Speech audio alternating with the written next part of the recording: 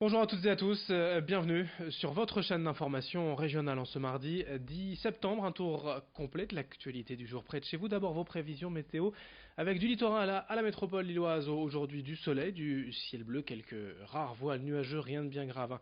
En conséquence, c'est une belle journée qui s'annonce avec des températures en légère hausse. 18 degrés aujourd'hui sur le littoral, 21 dans la métropole lilloise. Vos prévisions météo complètes juste après cette édition.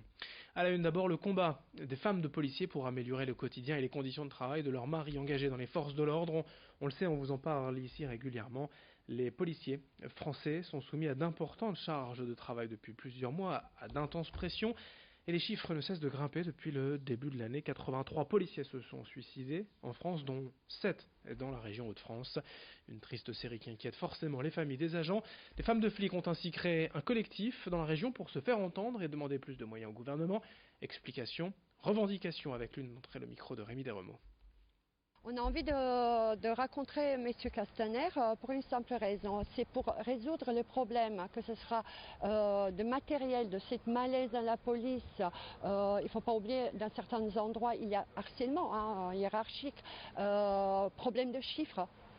Aussi matériel défectueux, les horaires difficiles pour certains plus que d'autres.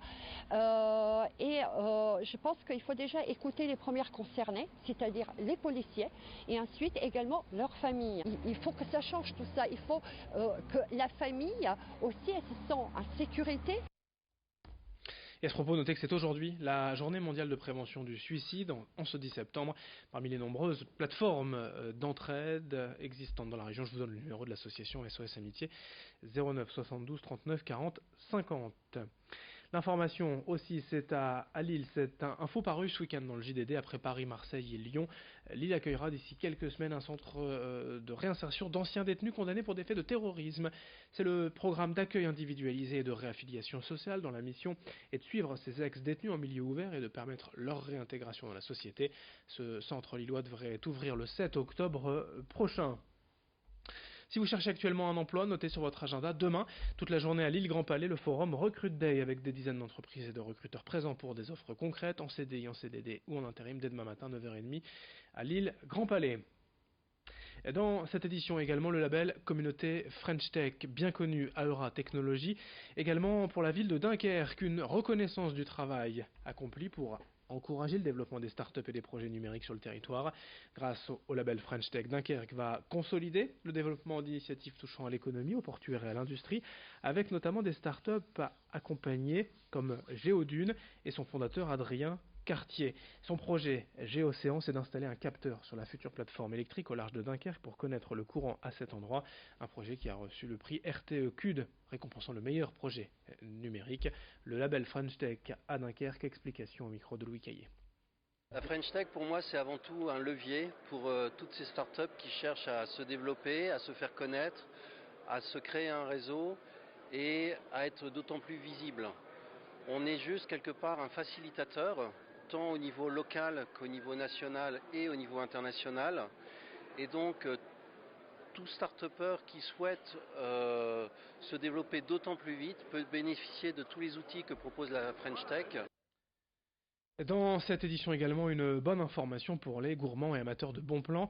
L'opération Tous au restaurant est de retour pour sa 10e édition du 30 septembre au 13 octobre. 1800 restaurants vous offrent un menu gratuit pour un menu acheté.